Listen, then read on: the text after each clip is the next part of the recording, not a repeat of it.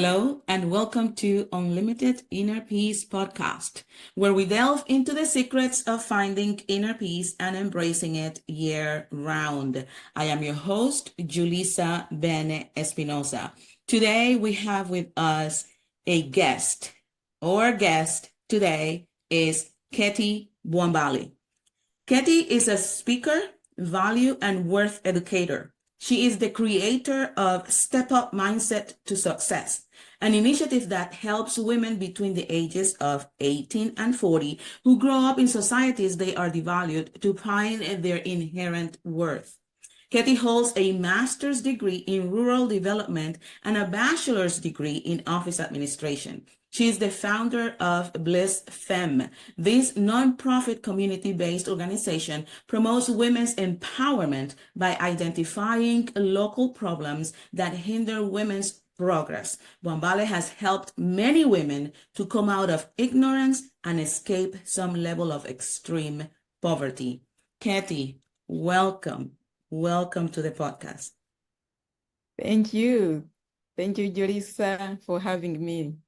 I'm so excited to be here today. Me too. I am very excited to have you here and to have this conversation with you. And I am excited that you accepted the invitation to be here with us today. Yes. All right. So, Ketty, why don't you take us back to your childhood?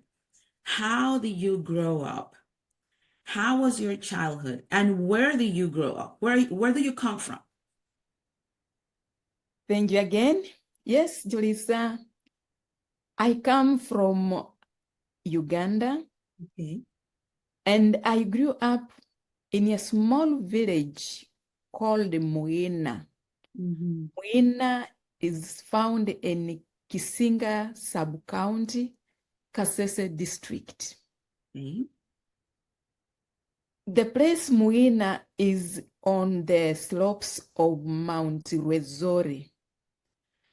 And when I grew up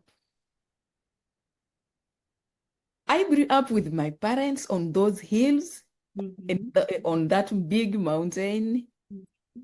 And during our time, our place was still backward. And because our place was backward, we had no services.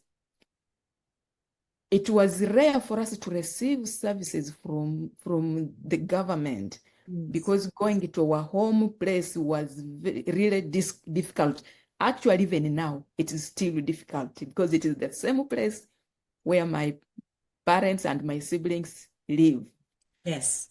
Yes. And during our time, my parents, my father and my mother, they never went to school. Mm-hmm. And so it was hard for them to educate us as children.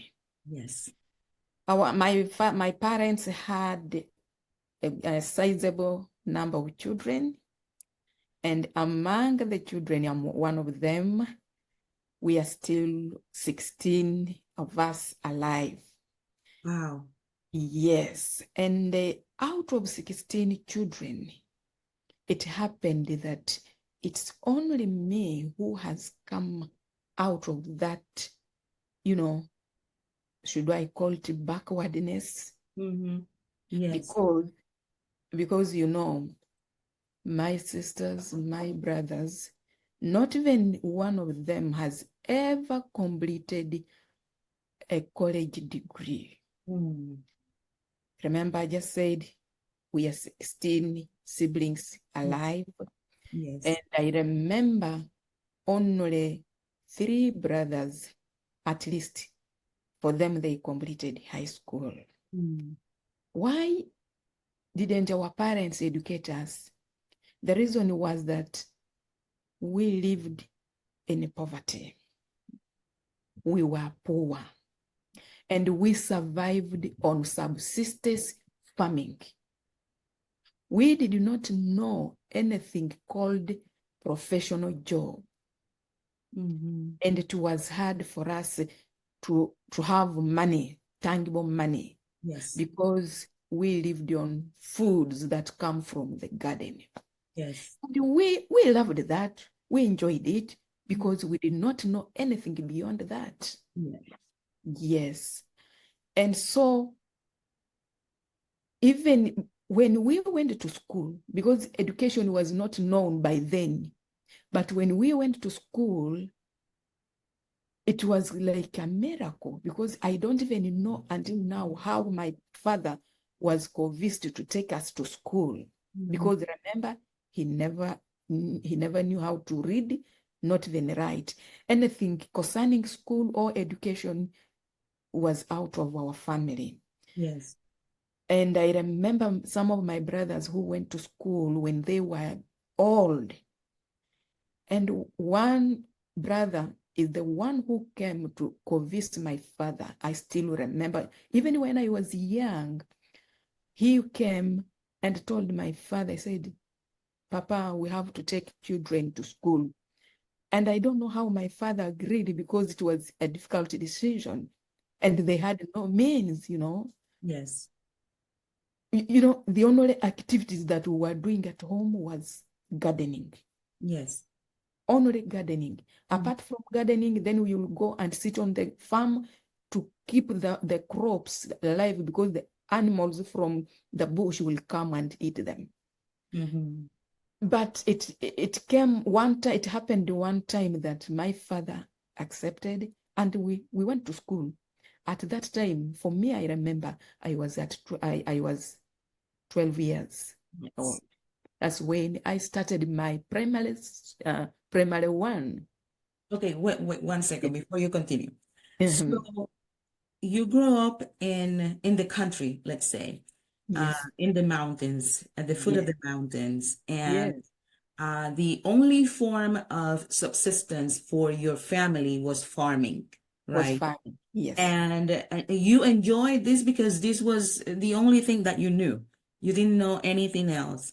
And Mhm. right now is 16 of you alive. Mhm. How many total? Any total from my father and my mother, any total we were like, I think we were over 20 children. Wow, wow, Yes. that's a Only lot. that some of So them, others because passed away. yeah, so because the family was so large and Yes. your parents lived off of farming, there was Mhm. no um there were no means to send all of the children to school. Exactly. So you did not, if I heard you correctly, you Mhm. you said you did not start elementary school until you were 12 years old. So you Yes. were 6 years behind. Mhm. Wow. Yes. And it's kind of funny, even how I knew that by then I was 12 years. It Yes. is when I was in after my high school, Mm-hmm. and it was the time that I opened my Gmail account. Okay. Then I was asked to put my age. When I put my age, then Google brought the day when I was born, you Mm-hmm. know. And Yes. then when I calculated, I found out that the time I started school, I was 12 years. Wow. And Wow. I still remember, because when I went to school, I was a bit old. Yes. Yes. Yes. Yes. So you Mhm, went to school with, little children, normal, that went to school mhm, at the proper age, at the age where the kids normally go to school mhm, to first grade, but you mhm. were 12 years old. So Yes. tell me, how was that experience? How did you feel in that classroom full of much younger kids than you, and you were 12 years old? Well, I think the experience was kind of amazing, because it's like the whole community was like that. Hmm. And all the children that were in school, we were almost at the same age. Okay. Yes, except that I remember one of my sisters who went to school, because all of us we went at the same time. Mm-hmm. For her, she was 18 years when she went for the first time to start primary one. Okay, so, Yes. okay, I understand now. So Yeah. when you went to school first year, Mm-hmm. elementary school first year, you were Mm-hmm. not the only one. Mm-hmm. 12 years old going to school for the first time. There were Yes. the rest of the kids were also older. Even Yeah. your sister was Mm. much older, just Yeah. starting first grade. Yes. Wow. And Wow. so because of that, in the community, in our community, there was nobody we may call like a role model that Yes. we could look at, like, look Mhm. up, Yes. someone who could tell us more about education, the importance of education. It was kind of a backward situation. Mhm. And so children could go to school and drop out, and no one would say anything. Mhm. And in our community, because everyone knew that, especially for girls, when you are a girl and you are in that age, maybe between 12 and 18, that's the age that you are supposed to get married. Oh, okay. So for me, I grew up knowing that the only thing for a woman, for a girl child, was to get married Mm. and produce children, Mm. cultivate food or for the family. Yes. And in the whole community, everyone knew that it was like our cultural, actually until now, it is still our cultural norm. You Yes. know, every child, girl child, when you are at around 12, 13, then they start preparing you for marriage. Mm. And we grew up in that situation. My sisters, they dropped out. And to make it funny, even since the parents were poor, even boys were dropping out. Though some homes they were educating boys, Mhm. but in our community up there on the mountain, even boys were not in school. Yes. So it happened one time that I found myself the only one remaining in school. Mhm. And that was at primary 7 level. In Uganda, we start from primary 1 Mhm. until primary 7. That's the primary level. Then Yes. from, yes. So by the time I sat primary 7, I was me and one of my sisters, the one I follow. Then two young sisters were behind us. But then after that, after I sat exam, Mhm. and then it happened that nothing was home, or I mean, was ready for me. I mean, prepared for me to go to school, to go for high school. Mhm. And I remember I said, so I'm not going to school again, high school, because I remember one of our teachers used it to tell us a story. He used it to tell us like how high school is very good and how students pause at high school. And though I thought like, oh, I'm not going to high school. And I remember my father saying, he said, there is no money.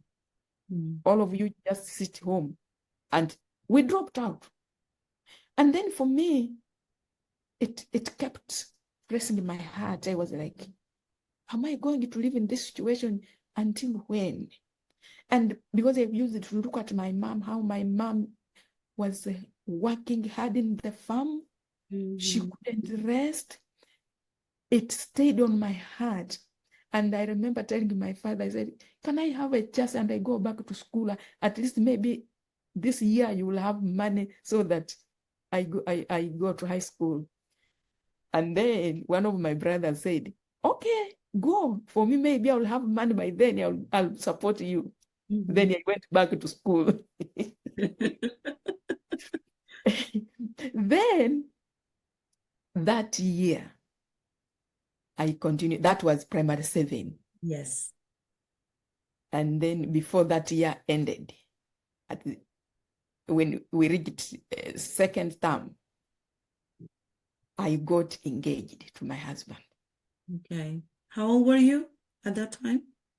I was 19. Okay. imagine at 19, I was still in primary school. Mm. Then I got married. But still, even when I was in school, it was like weird in the community because I was an older girl. We were like many girls of the same age. But in school, even if you get married, no one will feel it like you have failed. I mean, to continue with your education because it was a cultural thing. It was normal. It was normal. Yes. Oh, so and so is married. That's okay. And Mm. even if you could even hear people talking like, oh, so and so is in level 2 or level whatever. And then this, is she going to finish? Will she make it? Mm. It was like whether you drop out or not, no one bothered. There was no sort of encouragement, no support, nothing. Nothing. Because Yes. what they saw was the culture was to see women get married, have Yes. kids, and work in the farm. And that is what almost that all of us knew. Like, okay, I'm now okay. I'm now grown up. Mm-hmm. I can get married. I'm able to take care of my baby. That was it. Yes. Yes. But then for me, I got engaged when I was in primary 7. Mm-hmm. And it was kind of shock. You know, the whole community was like, what? She's married and she's still in school.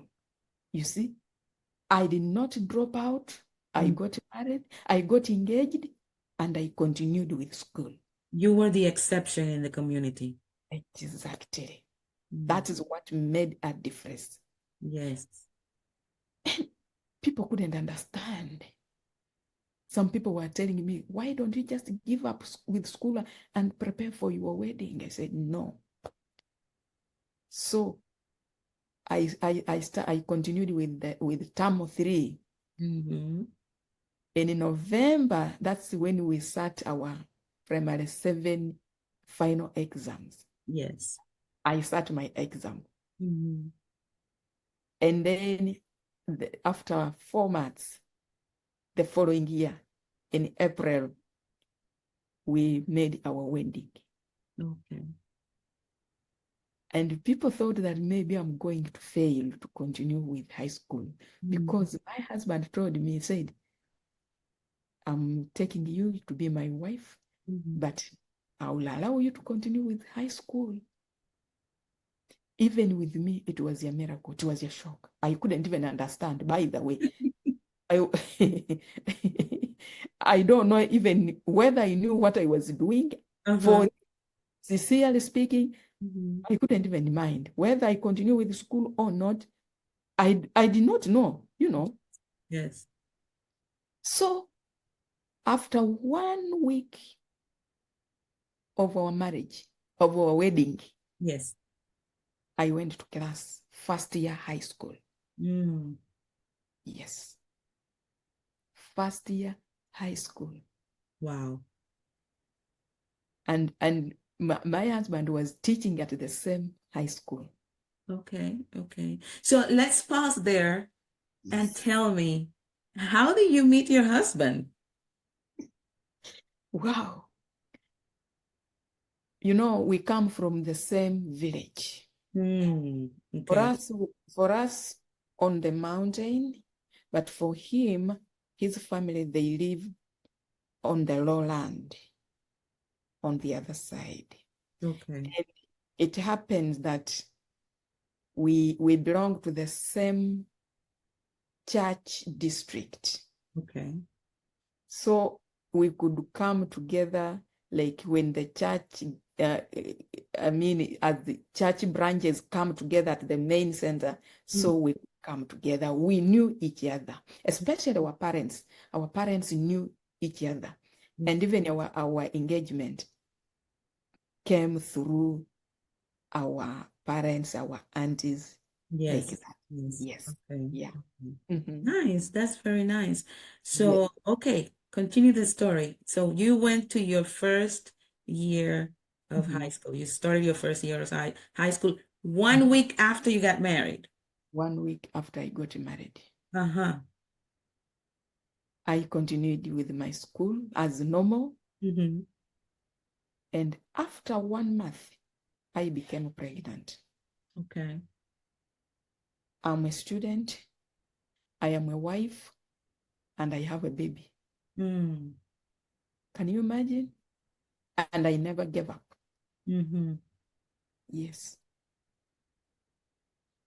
After when I sat my after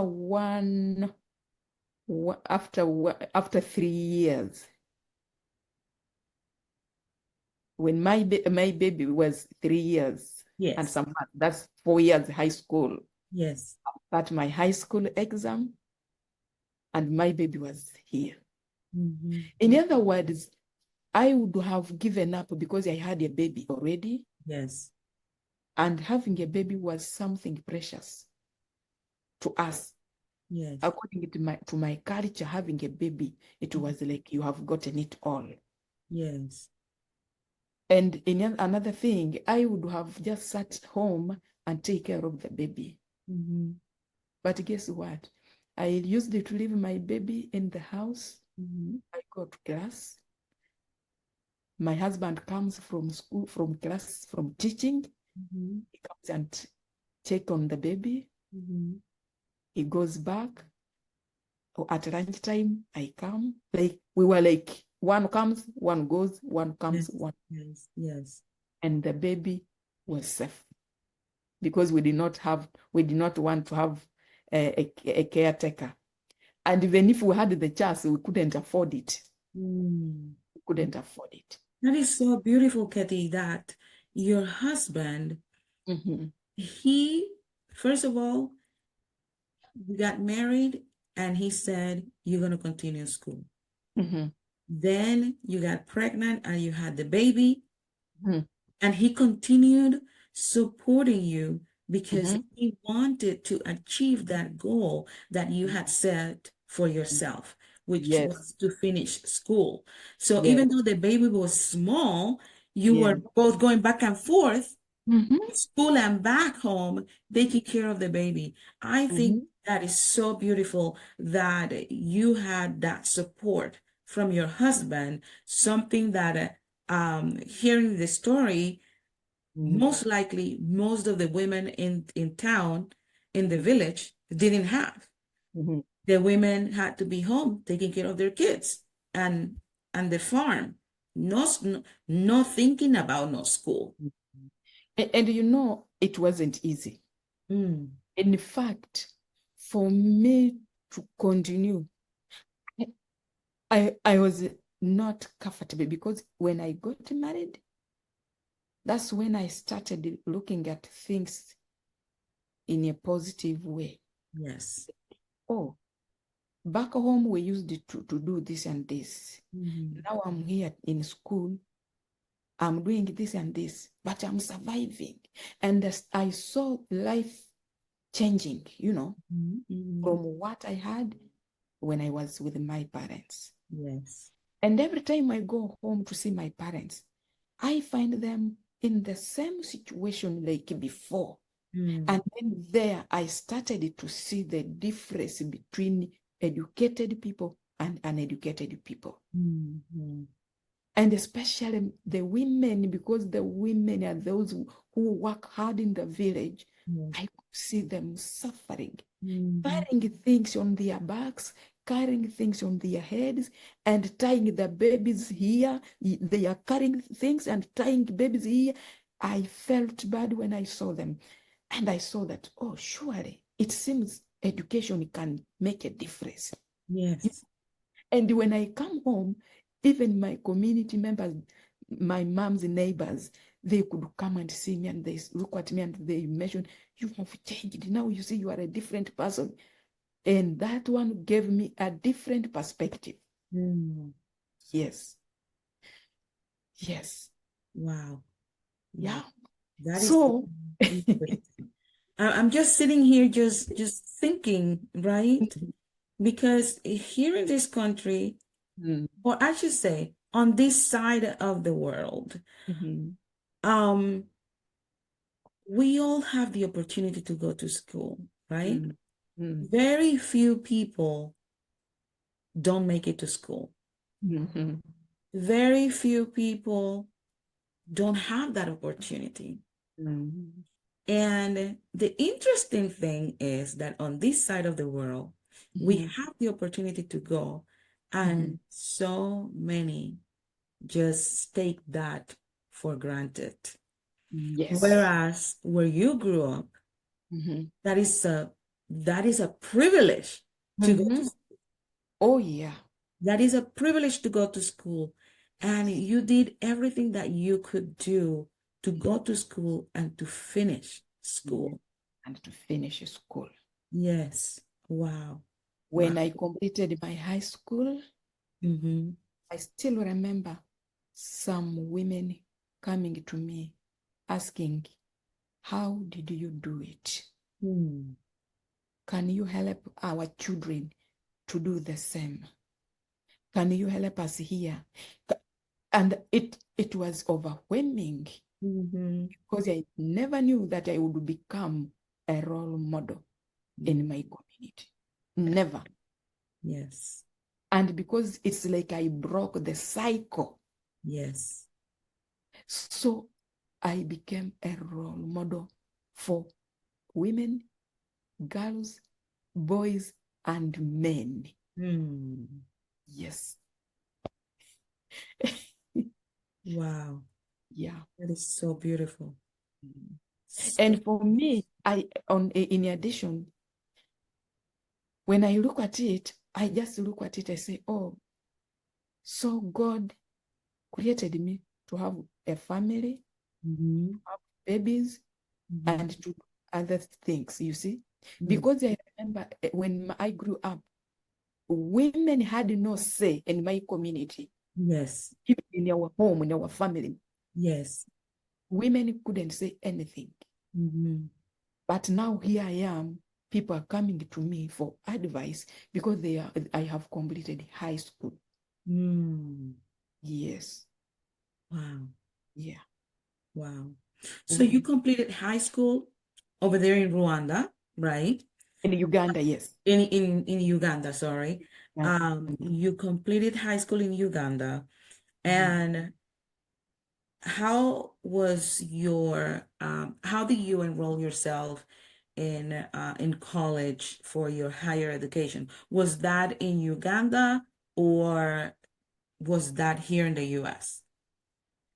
Wow, Julissa, that's another story, a long one. But Okay. I can just touch it just a little. Yes. For me, after my high school, and my husband was a teacher at that high school, and it was a church school. As Adventists, we have schools at our church centers. So when I completed high school, my husband was promoted from teaching to the conference. Okay. Yes. I see. He was elected to be a secretary at the conference. I use the word conference. In my country, we call them a field. Yes. Yes. By then it was a field. Yes. And we moved. Immediately, we completed our exam in high school, then we moved. At that time, I did not do anything. Then I gave birth to my second daughter. And then I gave birth to my third daughter. My second daughter and my third daughter, they were like twins. Yes. And by then, I could not go for any other class because I had to take care of them. Yes. I gave birth in September, then I gave birth in October the following year. So I had now 3 children, and I was there to take care of them as my husband was doing the work at the field. And there after about 7 years, I just want to make the story short. Yes. After 7 years, then it happened that my husband got a scholarship to go to the Philippines and study further. Okay. Remember, I'm a high school student. Mm-hmm. At high school, you can't even think of anything. I was busy taking care of my children. Mm-hmm. I was busy trying to make my home as a woman, because that's how I was raised up. A woman, you have to be at home and welcome visitors, entertain visitors, and take care of your husband. Now we are moving to another place. I couldn't even understand what I was going to do. Yes. Not knowing that God was preparing me for his mission. Yes. So we reached the Philippines. When we reached the Philippines, I remember at the campus where my husband was studying, two individuals I remember. One was a lady from Nigeria. Yes. Another one was a man from DRC in Congo. Yes. Those two people, they used to tell me, they said, you are here, you have babies. Remember, I have 4 children. By then, I had already done another baby, my 4th child, my son. So I have 3 daughters and 1 son. My son was 4 months at the moment. And they said, no, I have to take care of my son. The place is new. My husband is in school. My children are in school. And by the way, even the resources for all of us were not so, Yes. So I was at home comfortable. But these 2 individuals, they used to tell me, Ketty, you cannot go back home. And I remember the words they used to say, you cannot go home to Africa. Yes. Without a degree from here. And I was like, what? What are they talking about? Because me, I knew that having a degree, and according to my country, is not something easy. Yeah. And I was like, can that be possible? I couldn't take it serious. And then they continued. And then we sat down with my husband. Well, what are these people saying? And then we saw, like, oh, perhaps it can be. But how God made a decision for us, we can't even know. And one time my husband just said, let's go and do some registration. And we're like, how can I? It was like a miracle. And then we said, but our son was still young. So I stayed for 1 year until we wait for our son. So this time our son was like, he could walk. And then we went. We did the registration and I started college. Yes. And then after college, after I completed college, we went back home. Again, that's when I looked at my community and I said, you see how people come to welcome you, like, everyone will want to see you. Everyone will want to say a word. Everyone will want to talk to you. I said, my God, Julissa, it was like, and that's when I said, okay, God prepared me for something bigger.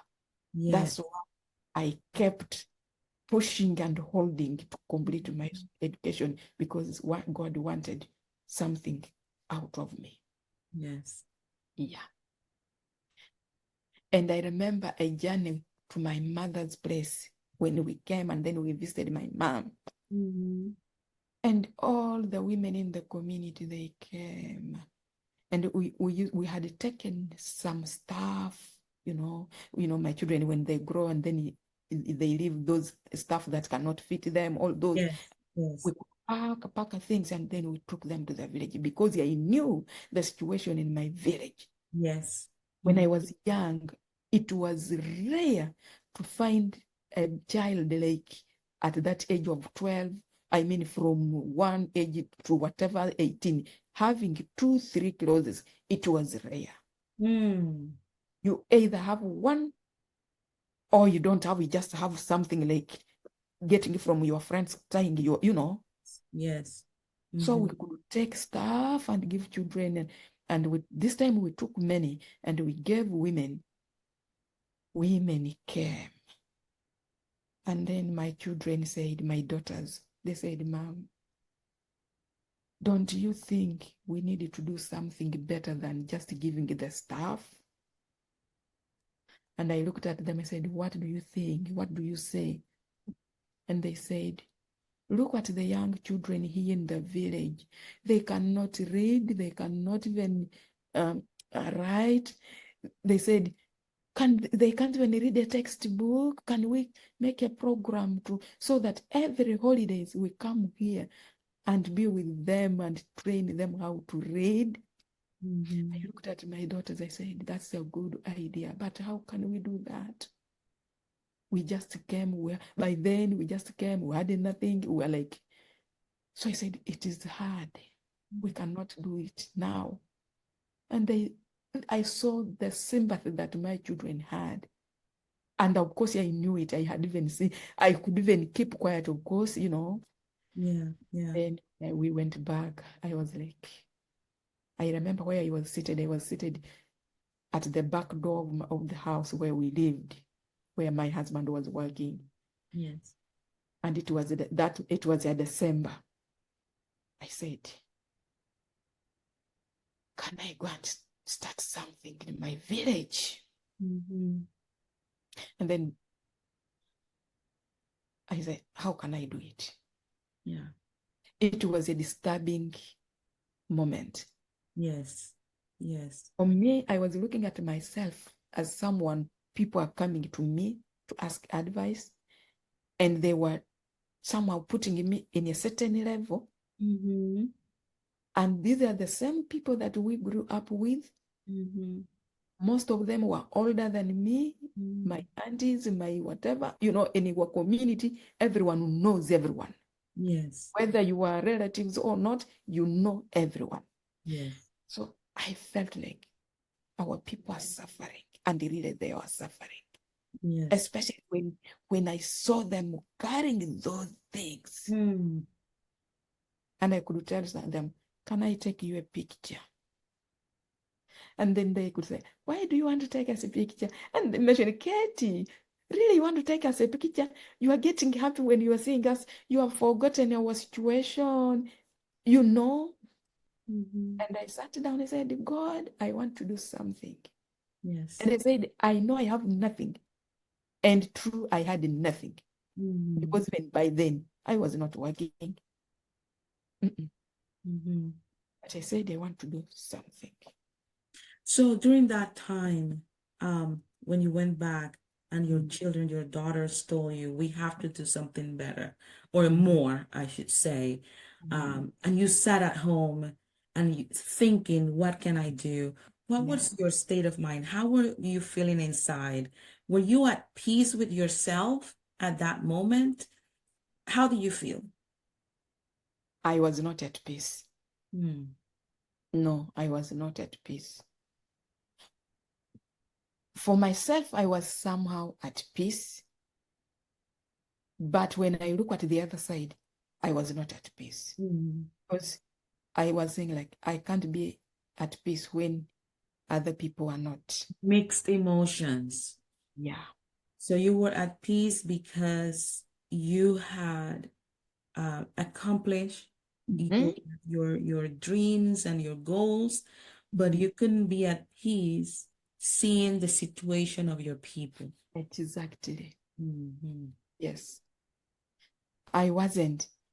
Because for me, being at peace, yes, being at peace, you are in a state of calmness, contentment, and acceptance. Yes, for me, I saw that I was at peace because I was contented. Yes. I was calm. I had achieved this. I have achieved this, you know. But then I was like still disturbed. Like, yes, I know I'm at peace. But now look, if people are coming to me asking me this and this, still they let you not be at peace, you see. Yes, yes, I understand. I understand what Yes. you're saying. Yeah. Yeah.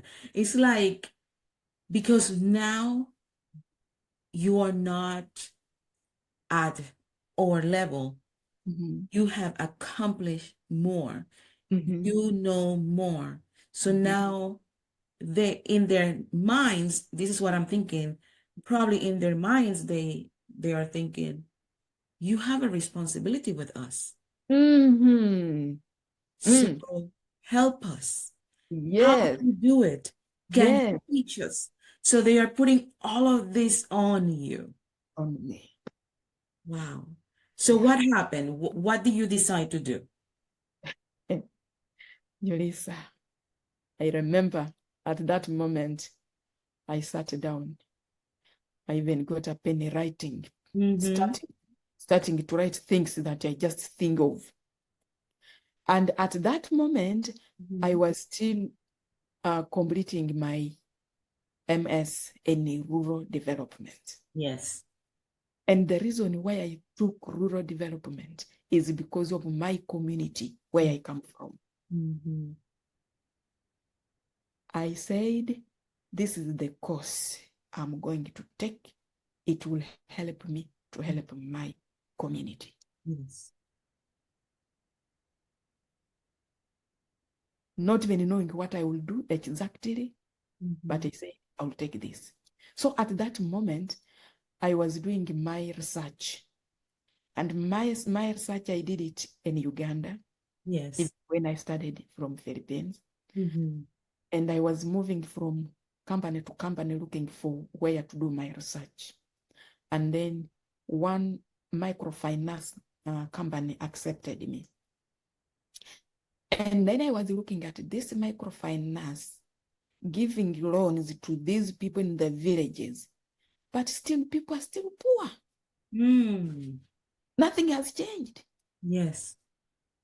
That's how So the loan opportunity wasn't yes. wasn't really helping the Mm-mm. people much I- because you yeah. think it's because the people were getting the means to, to plant their crops and things like that, but they were not educated. So they Mm-hmm. didn't know how to Yeah. manage their Yeah. resources. Is that Ex- correct? mm. So they needed education. Sure. On the other hand, I found out that these people, they get loans with high interest, Interest. Oh, and they have no income to return this money, and mm, they end up selling poorer, even, poorer than they were. they end up selling even what they had. Lord have mercy. Yes, Mm-mm. and it is still going on. So these people, these Mhm. persons, these Mhm. organizations Yes. that pose as microfinancial Mhm. saviors, Mm. they come to these communities really not really to help, but they are preying on these individuals Mm. because they give them these loans, but then these people can't pay back because Yes. of the high interest. So now Yeah. they lose even the little bit that they had. Yes. Mm. Yes. And remember, these are poor people who depend, who survive on subsistence farming. Mm-hmm. Mm-hmm. For them, having a small shelter is enough. Yes. And now you give them a loan, they fail to pay it back, and you come and take the shelter that they have, and you leave them at zero. Mm-hmm. It pained me. So when I looked at that, based on my research, I decided to start an interest interest-free loans program, which is What? Bliss Femme. Yes. Wow. Yes. Wow. That's amazing. Mhm. That is amazing. That is Bliss Femme. Bliss Femme is an interest-free program that gives loans to the women, the poor women who depend on subsistence farming. Yes, we give them small money to help them do something in addition to what they do. Yes. And it started 2017. Yes. Almost 8 years now.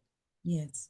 Bliss Femme is operating. And we have served 160 women registered. Wow. And remember, they have their families. Yes. And families with many and other people. Yes. So I feel like now I'm at peace serving someone, and you see that someone is appreciating. Yes. Yes. Ketty, what a story. I'm sure we can just stay here and talk for hours, just hearing your story and hearing everything that you went through, everything that you have done in your community, in your village, for your people. That is amazing. So there is something else that you have done. Yes. Yes. Ketty is also an author. She's the author of Echoes of the Mountain. Echoes of the Mountain. And in this book, you tell your story. Yes. Actually, the whole story that you have just said is here. Wow. In this. Wow. Yes. If you want to know more about my story from beginning to the end, not even the end, halfway, still halfway, just get a copy of this book. Yes, absolutely. Get your copy of Echoes of the Mountain. Echoes of the It's Mountain. written by Ketty Bwambale. Ketty, how can people find you? You can find me on cell phone number, WhatsApp, 707 308 6093. Okay. You can find me on email, K.Bwambale dot value dot worth at gmail, dot value dot worth educator at gmail.com. Okay. Yeah, and I'll put that information on here so that everybody can see it. So your phone number is 707-308-6093, and your email is kbwambale.value.wortheducator@gmail.com. And those are the two best ways to get in touch with you. All right. Another email, if you want this one, if you want a book, that's the email. Okay. Okay. So if we want to get a hold of this book, like this. Okay, I'm trying to play with the camera. Yes.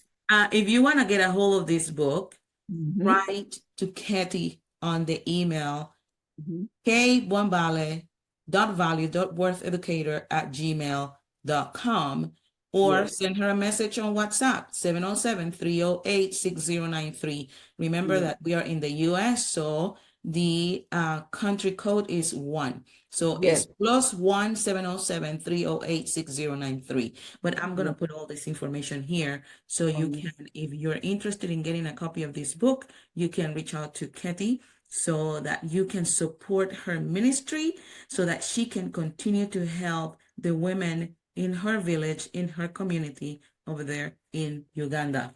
So, Ketty, yes. And when you get a copy of this book, know that 50% will go direct to the women of Bliss Femme. Listen to that. If you get a copy of the book, 50% of the proceeds of the sales of this book are going to Ketty's nonprofit, Bliss Femme, to help these women in the community, in the village, with small loans, interest-free loans, so that these women can come out of poverty. This is Ketty's ministry. Ketty, this is wonderful. Thank you very much for coming here and spending some time with me, sharing your story. And it is amazing work that you are doing, commendable work that you are doing. And I am so honored to be your friend. Oh, me too. I'm glad to be here today, and thank you for having this program. Yes, yes. Yes. Thank you. Yes. And I just want anyone who is here right now Yes. to know that you were created by God to do more Yes. other than being a wife, a mother, and a homemaker. God created you to do more, to serve Him. Yes. And that's when you can have peace of mind. Amen. Amen. Ketty, thank you very much for being with us here. And all of you, again, if you want to get a hold of Ketty's book, reach out to her through email or WhatsApp so that you can get a copy of the book. And remember that 50% of the proceeds of all the sales of the book go to Bliss Femme to help the women in the community in the mountains of Uganda. Thank you all for watching, and we see you in the next episode. Bye-bye. You too. Bye-bye.